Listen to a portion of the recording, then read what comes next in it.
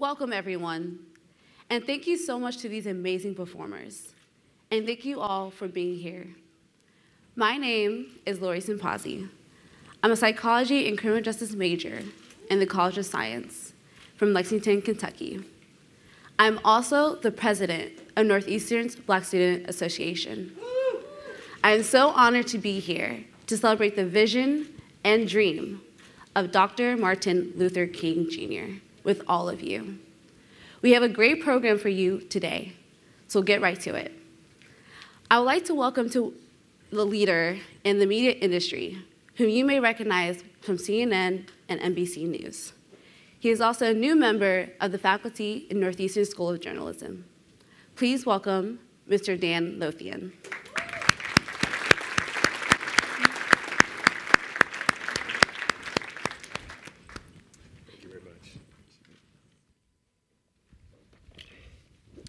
Well, welcome everyone. Good to see you. Packed house. That's always good. Over the next 20 or 25 minutes, we'll delve into a timely and lively discussion about Dr. King's vision, what we have attained as a nation, and how much work still needs to be done. We'll attempt to not get political, although based on what's going on, the conversation in the country right now, we do have to dip our toes just a little bit into politics. In the end, though, we want this discussion to be about hope. Obviously, because of the constraints, the time that we have here, we won't be able to take any questions, but for those of you watching as we stream this live on Facebook Live, you can comment in the comment section. Darkness can't drive out darkness, only light can do that. Hate can't drive out hate, only love can do that. Over the last couple of days, we've been seeing a lot of quotes on social media about Dr. King's words, and this one really jumped out at me. It came from his book, Strength to Love, published in 1963. So we have a great panel here to delve into some interesting issues. I want to welcome, first of all, Jonathan Kaufman. He's the director of the School of Journalism here at Northeastern University. He's also a Pulitzer Prize-winning reporter, editor, and author. Welcome, Jonathan. Good to you.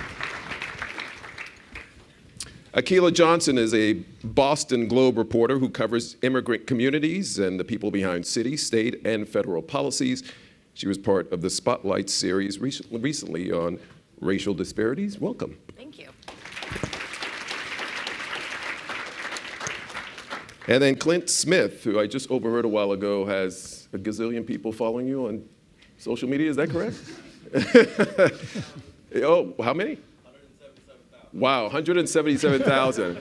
Wow, that's, I thought my 8,000 was good, but it's, anyway, he's a writer, teacher, PhD candidate at Harvard University, where he has been studying incarceration, education, and inequality. He is the author of Counting Dissent. So welcome to all of you. Okay, so let's get it out there. There's been so much discussion over the last several days about the president and what he said about certain countries, predominantly black countries, using the S word. Clint, you know, when we hear these kinds of things being said and the current climate in this country, are things getting worse, or is it just that we're getting a peek into people's hearts a little bit more, certainly to the highest levels? Yeah, well, thank you first, Northeastern, for having me. And I think part of the issue right now is that for a long time we've had a very narrow definition and conception of what racism is and what racism was. I think too often people have thought about racism singularly in the context of it being something that is a sort of interpersonal phenomenon, somebody being mean or using the N-word or sort of lobbing verbal or physical abuse.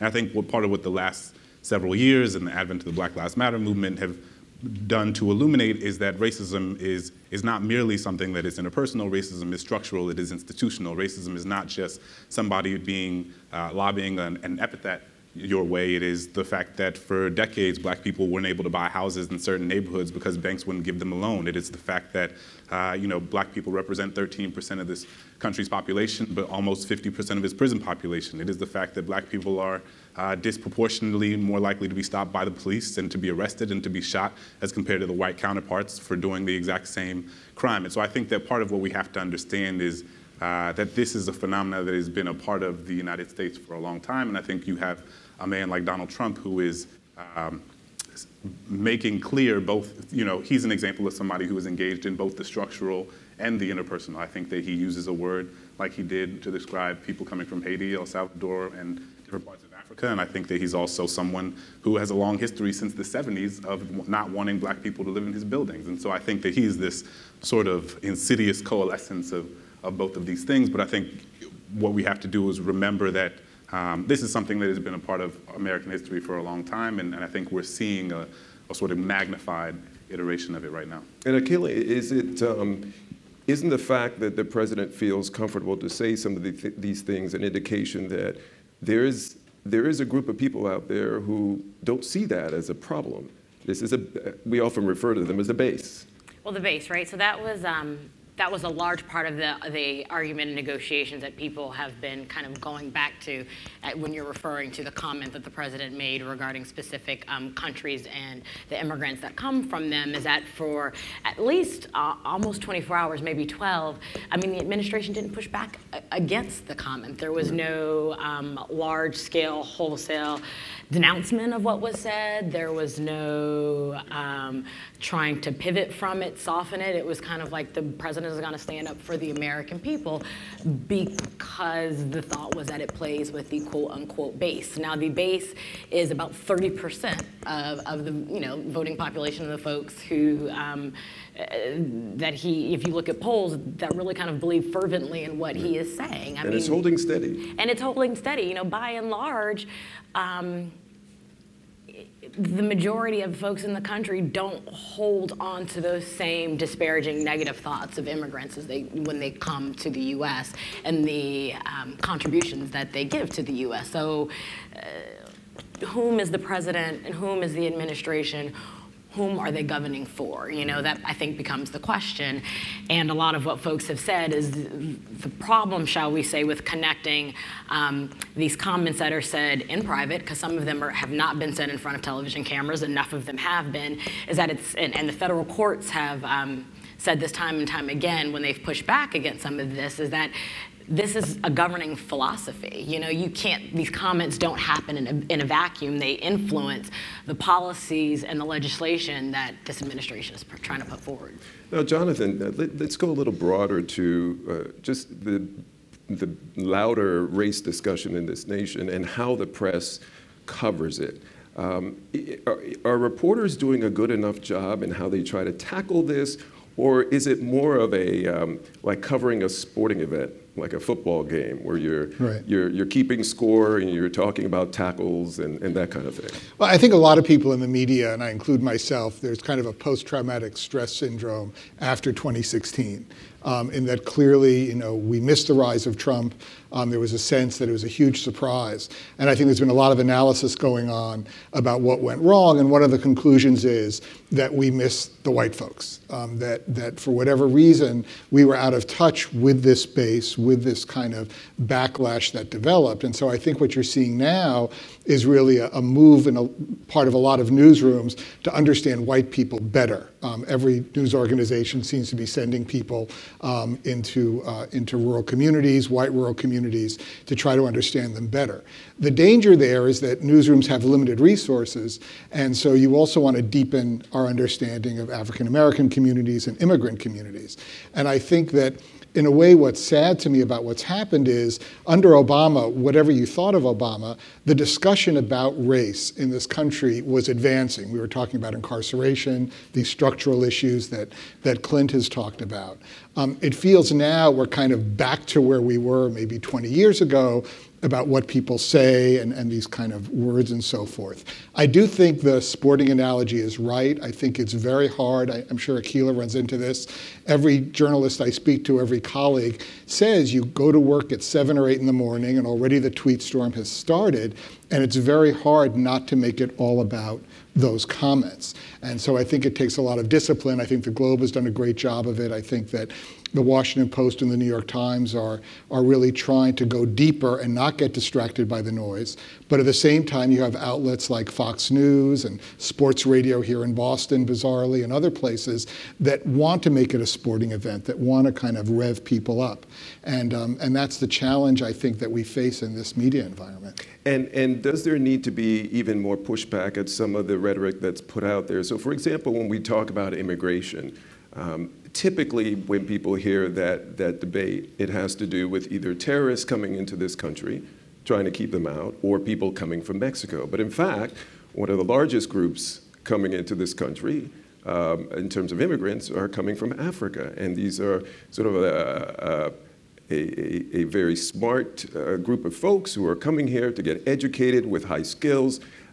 Is there enough, Akilah, reporting on these kinds of things? So yes, there's the broader issue on race, but when someone talks about immigration this way, is it the press's responsibility, reporters' responsibility, to talk specifically about here's the reality of the situation? I mean, I think the question that you're posing to me and the question you posed to Dan are very much interrelated. And I think a large part of the problem is that not just the media, but America in general has a fundamental lack of a vocabulary for talking about race. It is something that is not talked about enough. It is something that folks don't understand enough.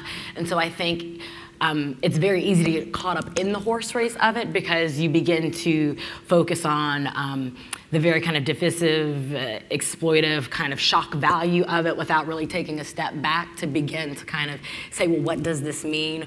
Who is this affecting?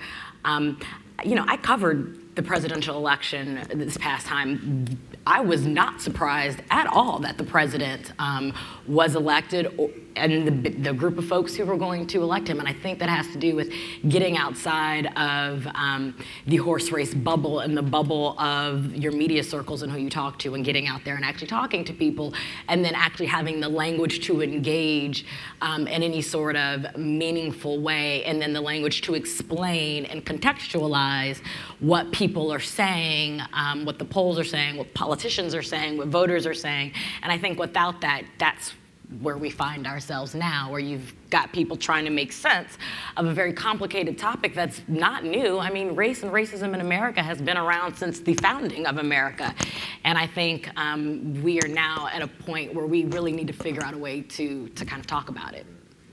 Jonathan, I'm going to pose this question to you. Sounds like this one out. I'll pose this to you, but if all of you can jump in on that. The Globe's series on race was amazing in terms of touching on so many different aspects of society here. I'm wondering if perhaps when you do reporting like that, you can almost, in essence, shame policy makers or shame business leaders into action, into acting. Can journalism play that role? Well, I'm not sure that shame works. I think that, you know, the other side of shame is resentment, right? No one wants to be told to do something and they'll kind of rebel against it. I think what you try to do is to create an argument, and I think the Globe series did it very well, of a set of facts out there that are shocking enough that people say, this isn't the kind of country or the kind of city that we want to live in. But I think, you know, we had done a similar examination of racism in Boston a number of years ago that I was involved with. And one of the things we discovered was that it had an impact because the politicians at the time, the mayor, wanted to get involved. The business community was shocked by what we found and wanted to do something about it. I think that you know, media coverage is the first step. In the end, our job is to put the facts out there, put the voices out there, but then it's up to the business community, educational institutions, politicians to then pick that up and really run with it. I don't know, Fakila, that's been your experience.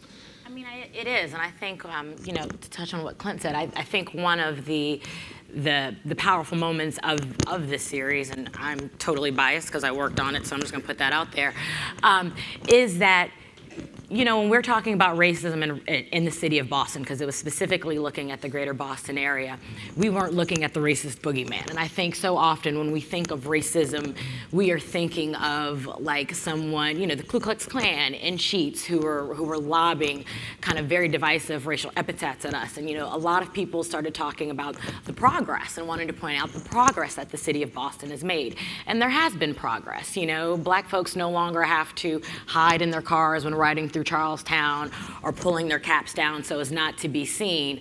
But is that where we're stopping when we count and when we're determining what progress really is? I mean, is that where the end result is? You know, going back to the project that Jonathan's talking about. I mean, there are a lot of indicators that haven't changed at all in 30 years when you're looking at unemployment, when you're looking at, you know, the business community and power structures. It hasn't changed in decades. And so is that progress? Question mark posed to you all, you know, shame, humiliation. I mean, I think if anything, it's a mirror that is going to cause, or would like to cause, people to look at themselves. Now, do you act? Do you respond? Do you use this as a call to action?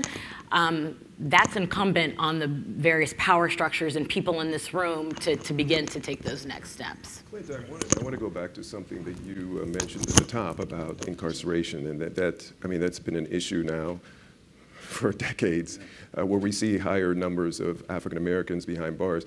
The latest numbers showing some good news there, but still a lot of blacks locked up behind bars. What continues to be the major hurdle there in bringing those numbers down?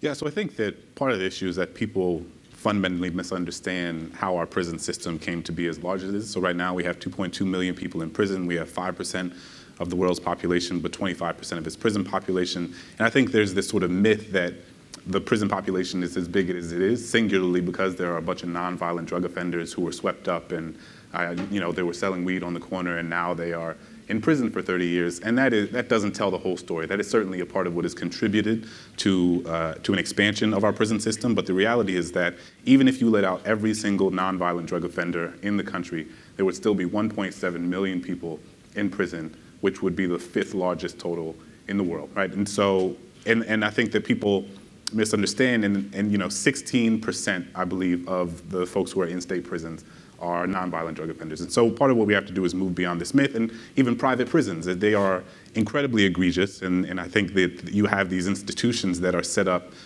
whose incentive is to incarcerate as many people as possible for as long as possible and to spend the least amount of money as possible on them. That is the way that their funding system incentivizes them to operate. And so as insidious and as horrific as that is not what contributes to the explosion of incarceration. What it is the fact that prosecutors have so much power. What it is that 96% of folks who are incarcerated have never gone to trial, right? Everything is a plea bargain. And so if someone comes to you and tells you that you're going to go to prison for the next 50 years, unless you take this plea bargain to go to prison for 10 years, most of the time people are often going to put themselves in a situation where they're not going to end up they don't want to be in prison for 50 years, even if they believe themselves to be innocent. And so I think we have to have a more nuanced conversation about what has contributed to the explosion in incarceration. And to your point about the sort of narrowing of the gap, what we found is that there is a more narrow gap between black incarceration and white incarceration rates today. And I think there are a lot of different theories around that. Part of it is not necessarily that less black people are being arrested and incarcerated. I think that's partly true, but part of it is that more poor white people are being arrested. I think that part of the opioid epidemic that we don't talk about beyond the public health crisis is the fact that you have more people who are engaged in the drug trade, who are being swept up in these communities that previously had sort of been removed from what the incarcerated, removed from the sort of larger incarcerated phenomenon. When we talk about race, we also have to talk about education, and there's always this gap. Almost 10 years ago, I did a special for CNN where we talked about the education gap, and it still remains a big issue. I was looking at one survey, and it talked about how reading scores for white 4th graders is 26 points higher than for their black classmates. Jonathan, education is sort of at the heart of everything, whether it's you're going to be able to get a job when you get out, whether you're going to end up going into prison. What continues to be in that gap? Like, why is that gap all these years later, after people talking about it and doing a lot of things about it, there still remains this gap? Well, I mean, I think race is part of it. I think we also increasingly realize that class is part of it when you're dealing with, kids who come are in poor backgrounds, don't have the kind of support that a lot of students here have had. That affects your trajectory. I also think, though, that just to talk about Northeastern and higher education, we have an extraordinary laboratory here where for 4 years or 5 years, people of different backgrounds, blacks, whites, immigrants, foreign students, are all together in one place. And a lot of these disparities disappear, right? We all kind of eat the same food, you take the same classes, you complain about the same professors, and so you have that kind of common ground. And I think what I'm a little troubled by is the unwillingness sometimes of students of different backgrounds, all of you, to really engage in meaningful conversations, either about issues or about each other, about where you come from.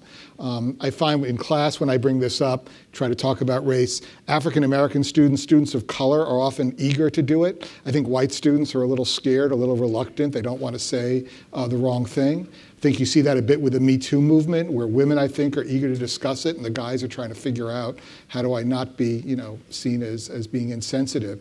I think that we have to look in our own lives every day and take advantage of those opportunities, because in the end, the students here are going to become some of the leaders who can then maybe address some of those systemic issues.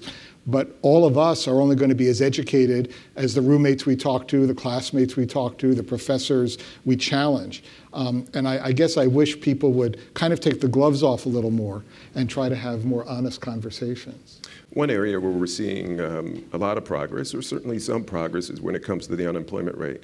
I remember most of you by now have heard of April Ryan, who's been covering the White House for some 21 years. And during the Obama administration, she was constantly hounding, whether it's the spokespeople at the briefings or the president himself. Whenever the job numbers would come out, she would always say, well, what about the job numbers for blacks? That continues to be, there's this wide gap between blacks and whites. But the December unemployment numbers showed some good news. It was 6.8%, which is the lowest level since the government has been keeping track, dating back to 1972. There still remains a gap of about 3 percentage points, but certainly moving in the right direction for blacks. So to all of you here, I mean, is this something, what's at work? I mean, is this something that, that is fueled by something that we haven't been paying attention to, or what's behind it? I mean, I think, I can't speak directly to what's behind it, but I think you can't, I'm going to marry two thoughts, right? So I'm going to marry the unemployment rate that we're lauding that has dropped, the gap still remains, with, you talked about education and the gap between reading scores and test scores for white children and black children by 4th grade. Children of poverty start kindergarten at a vocabulary deficit of hundreds of thousands of words from counterparts who come from families of means. So when I say a vocabulary deficit, I mean children of poverty come into preschool sometimes not understanding what a high-rise is, not understanding what, right? So different conversations you have, lattes and chai macchiatos, or I'm very serious, So if a kindergartner, if I'm a teacher and I'm teaching these children who have come from these very desperate backgrounds that are influenced by income level, that are influenced by exposure to various things, that are influenced by caretakers, then it's all kind of an interconnected system. And so that's part of the reason that research has shown that those gaps don't, by the time children get to 3rd grade, if that gap hasn't shrunk,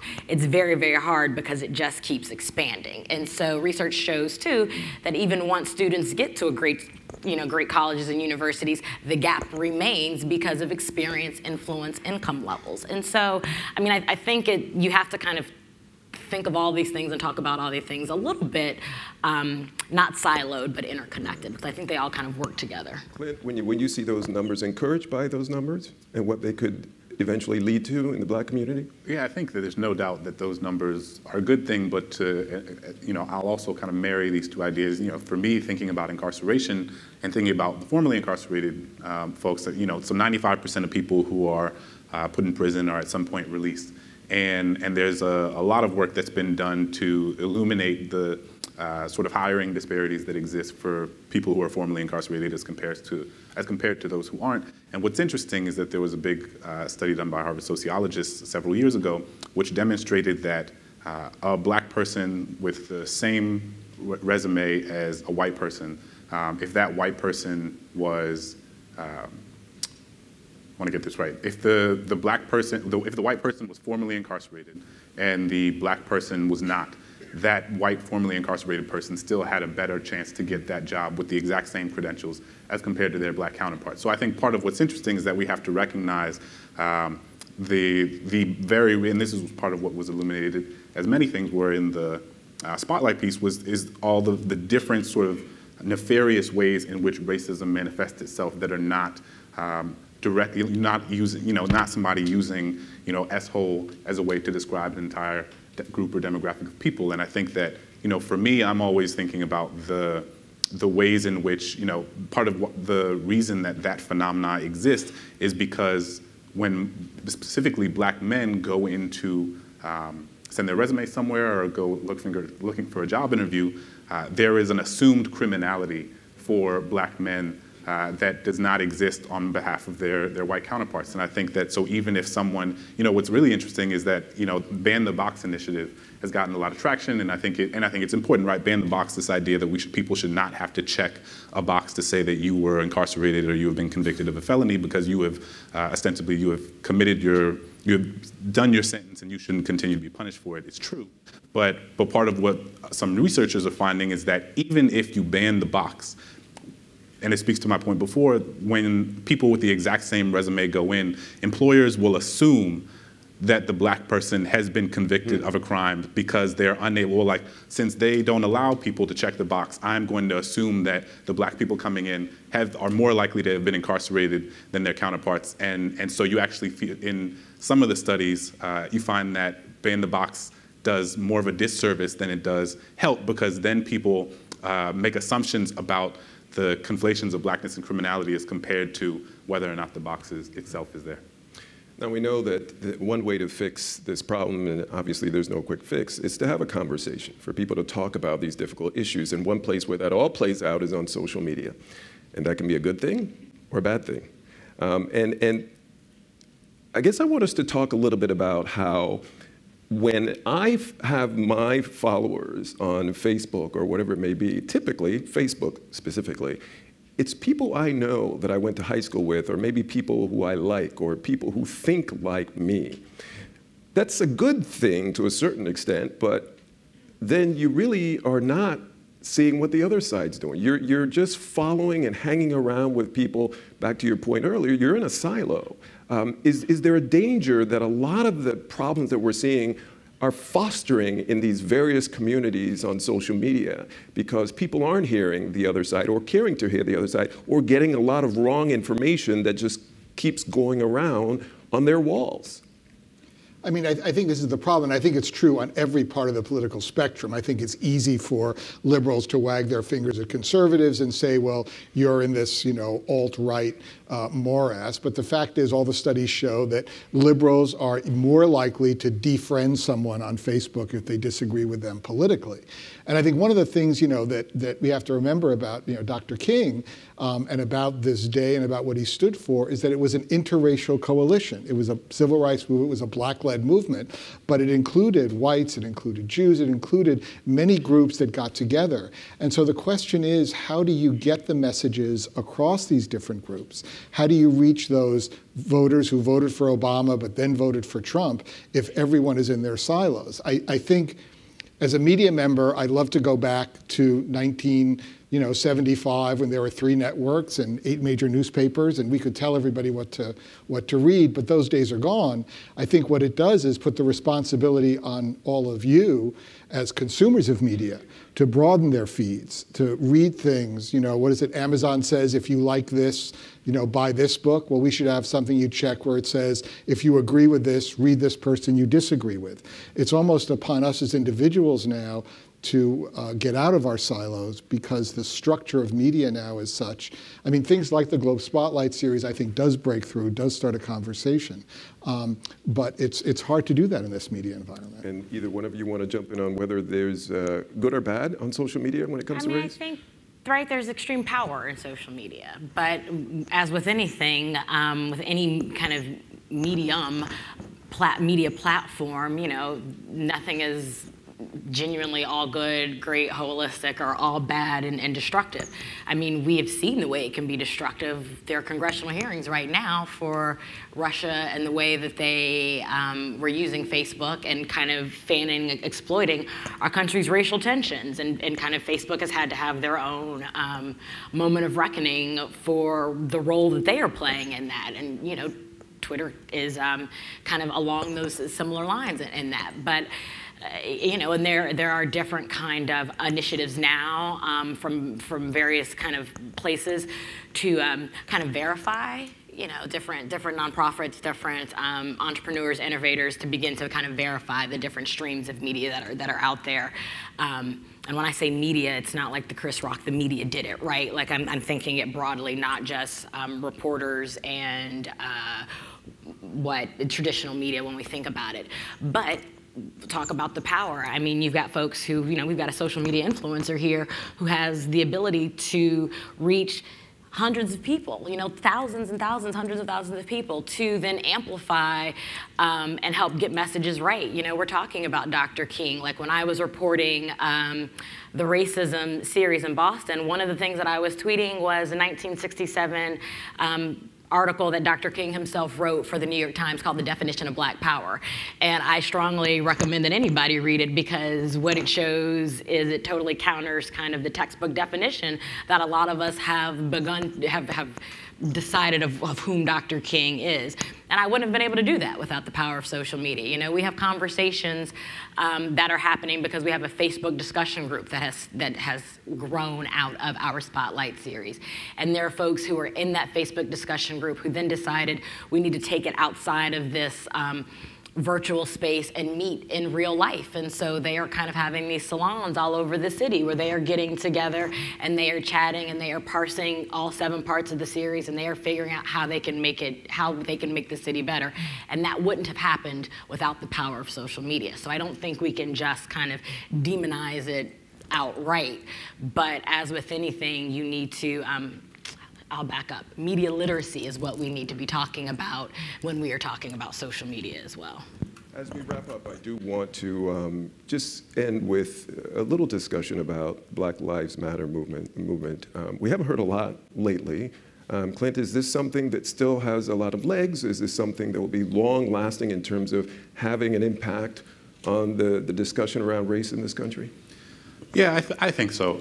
And I think that, clearly we are in a different political moment than we were in 2014. And we have a single figure who sort of dominates the news cycle at every turn. But what I will say, and we were talking about this a little bit before, I think people think about there are 2 ways to think about political change. I think there's political change with a big P, and then there's political change with a little p. And I think when we think about Black Lives Matter, we can think about big P as in policy change, right? Electing more progressive DAs, getting better contracts with police unions so that there's more police accountability. I think, reducing mass incarceration, reducing school segregation and housing segregation, all of these things. But I think part of what shouldn't be forgotten is the sort of political change that happens on a cultural level and a social level. And I was just looking at some Pew polls a few days ago, and there's a question they've been asking, I think, since the 70s, and they ask it every year. And the question essentially is, do you think Black people are responsible for their own economic conditions? And they've asked it every year, and they split it by Republican and Democrats. And I think for Republicans, I don't know the exact numbers, just to be clear, but I think for Republicans it was 70 or 80% of people thought Black people were responsible for their own economic conditions, and it remained pretty steady over the course of time. And for Democrats, I think it was in the 60-something% of Democrats believe that. And then in 2014, you see a precipitous drop. And I think now it's in the 30s. And I don't think that is something that, for Republicans, it's like not dropped as precipitously, but I think that speaks to something that we don't have time to discuss on this panel around Trump's base and things like that. But I think that shouldn't be undervalued. And I think that part of what is happening is that we are having an entirely different conversation around racism that I think is geared toward the more holistic definition, the more structural definition, a reckoning with the history of racism. Like, I always give this timeline because I think it's really important. But the first slaves came here in 1619. The Emancipation Proclamation was 1863. Civil War ended in 1865. Voting Rights Act, Civil Rights Act were 1964 and 1965. So it's only been 50 years in which Black people in this country have even had a semblance of legal and legislative freedom. For 350 years prior to that, it was fundamentally legal to disenfranchise, dehumanize, delegitimize the lives of Black people.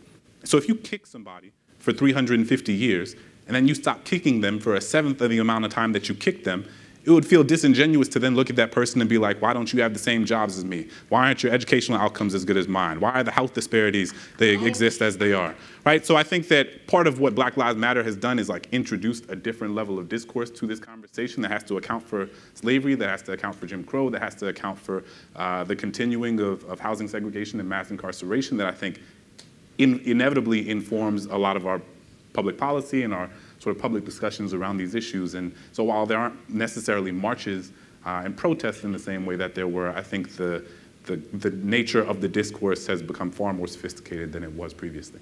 Well, Thank you so much. Boy, we could go on for hours and hours, but we don't have hours. I just wanted to paraphrase the quote how I started from Dr. King. This is a time for all of us to shine our light. However small it might be, even if it's just a flicker, it can help to drive out darkness. Thank you.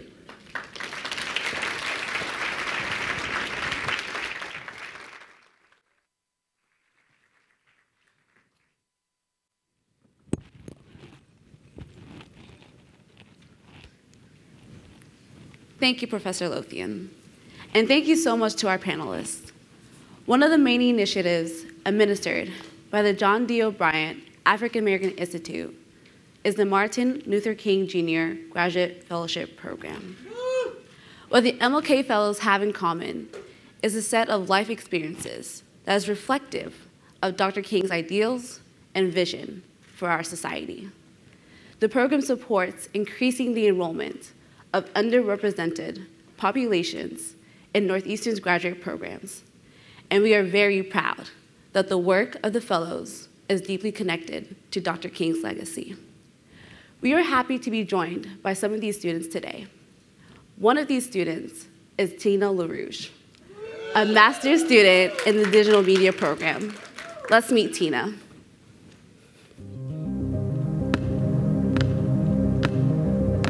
I want to ask you a question, and that is, what is in your life's blueprint?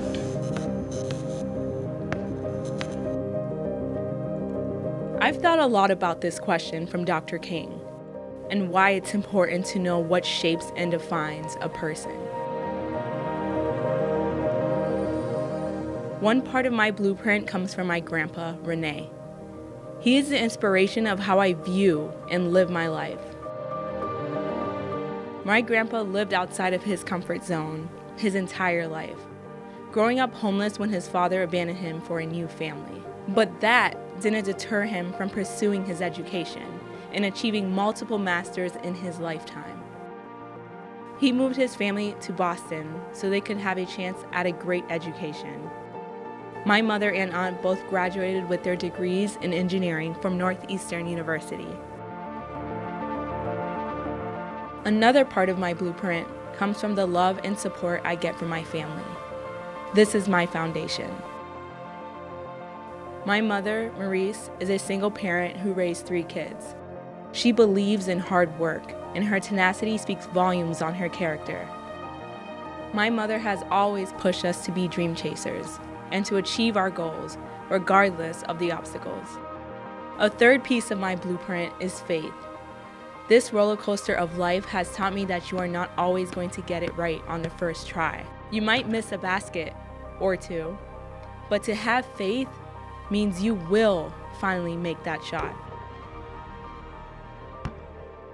Being a young Black Haitian American woman has contributed to my blueprint as well. My identity has given me the burning fire and passion to work hard, excel, and serve others in the community. My faith as a Christian woman has helped me to get out of my comfort zone, where growth can truly happen. Martin Luther King Jr. believed education was a powerful tool. My blueprint has led me to be the first granddaughter and first in my family's generation to pursue a master's degree. And I want to continue that legacy that my grandpa left behind. Dr. King once said, If you can't fly, run. if you can't run, Walk. if you can't walk, Crawl. but by all means, Keep moving. My name is Tina LaRouge, and this is my blueprint.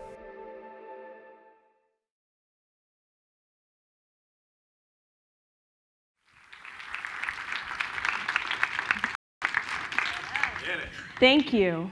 I am proud to have been selected as a Martin Luther King Jr. Fellow at Northeastern. Dr. King's vision resonates strongly with me. I'm honored to be able to share a piece of my story with you all today.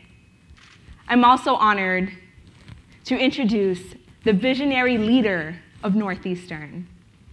Please welcome President Joseph Aoun.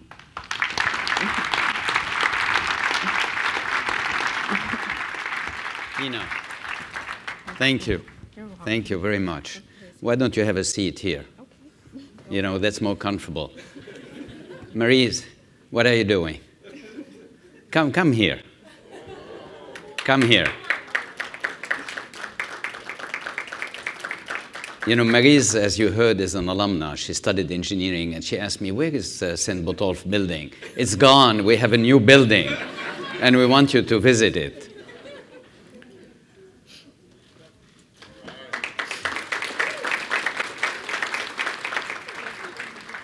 Asseyez-vous, asseyez-vous. Well, good afternoon, and thank you to all of the panelists today for such a sobering conversation. And let's recognize them one more time. Thank you. Let me also recognize the MLK Fellows who are here. And once again, let's give them a round of applause.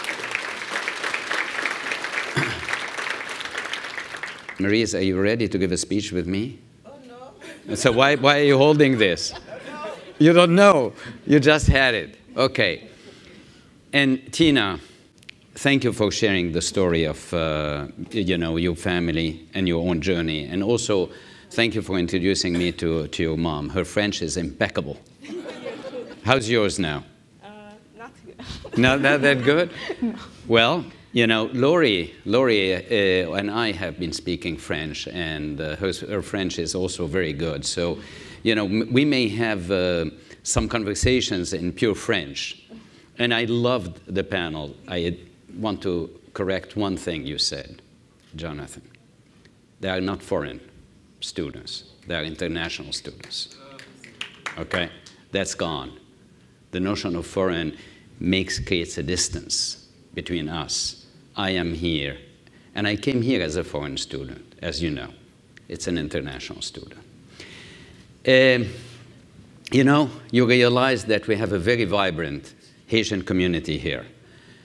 Students, faculty, and staff, and they are an important part of Northeastern global family. And, you know, your presence here means a lot to us, because you are not only continuing the tradition between you and your sister, but the next generations also are taking over. So very happy to have you here. Do we have other members of the family? I know that your niece is here. Do we have any other member with us?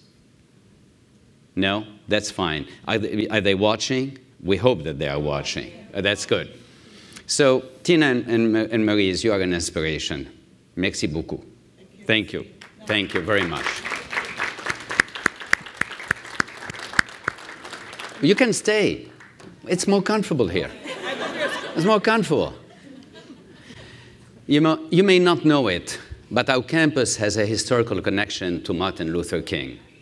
As you know, we are currently rebuilding the Carter Playground on Columbus Avenue. We're working with the city. It's a private-public partnership. And Carter Playground was the spot from which Dr. King led his only major march in Boston. And from here, he led thousands of people to Boston Common, marching for freedom. A few years later, in his final speech, Dr. King said that even without him, we would one day reach the promised land. The next day, he was killed by an assassin. And some of you here, especially the young generation, you remember the moment you heard about the Boston Marathon bombing or the tragic morning of 9/11. Older members like me will never forget when we learned that Dr. King has passed from life into legend. When I heard the news, I was a young man living on the other side of the world. And I remember how deeply moved I had been by his vision of equality, justice, and inclusion. He pointed the way forward for all humankind. So for somebody who, like me, was in the Middle East, this message was a liberation message. And today, we need Dr. King's message more than ever. You heard it. Racism and hatred are no longer evils hidden under a cover of shame. Many in our community feel a constant unease about our country. And worse, some feel that they have no place in it. Every January, we gather here to celebrate Dr. King's dream. And together we invoke our community ideas of diversity and inclusion. And we commit to make Northeastern a model for society. We pledge that we'll arrive at Dr. King's promised land in which all our divisions are undone. In these times of discord, our commitments to the ideas of diversity and inclusion must indeed intensify. But I believe that a perfect state of diversity and inclusion is not a destination. It's a journey. We cannot impose it by fiat from above, and we cannot expect it to sprout spontaneously from beneath our feet. Diversity and inclusion flourish when we cultivate them through our daily thoughts and deeds. And the promised land doesn't lie at the end of a speech or a strategy. We each have to work to build it in our classes, our departments, and our community. And yes, Jonathan, you're right. We feel uneasy when we want to engage somebody else.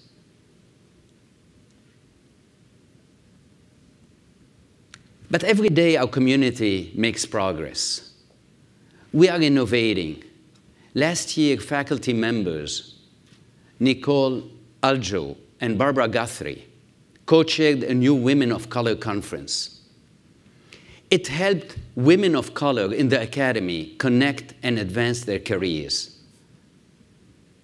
They are broadening our inclusiveness.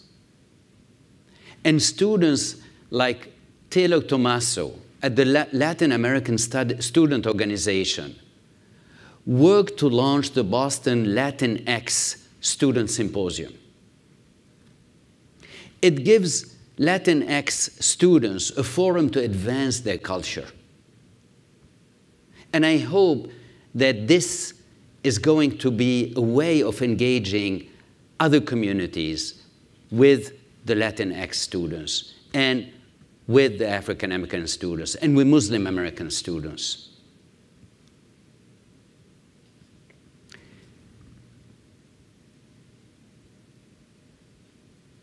Go back, please. Go back. We all are using this. So you're too fast for me because I am adding to it. You were much more disciplined when you used it. So you see that just as learning doesn't end when we step out of the classroom, neither does our responsibility to fulfill Dr. King's dream. This means always asking, how can I make Northeastern and the world more welcoming for others? By taking ownership of this question, inclusivity becomes experiential. Inclusivity becomes Northeastern. Inclusivity becomes a shining strand in our lives, entwined in all that we do. In every way, we at our Northeastern are engaged with society. And it's our mission to rise to the world's challenges. In doing so, we must focus on realities. And that means confronting uncomfortable truth. One of those is that even here at Northeastern, we have not yet reached our destination. So let's gather and continue to forge ahead. And let us build that promised land at Northeastern. We have a lot to do, but the journey is exhilarating. Thank you very much. And thank you for being with us. Thank you. Great job. Thank you. Merci.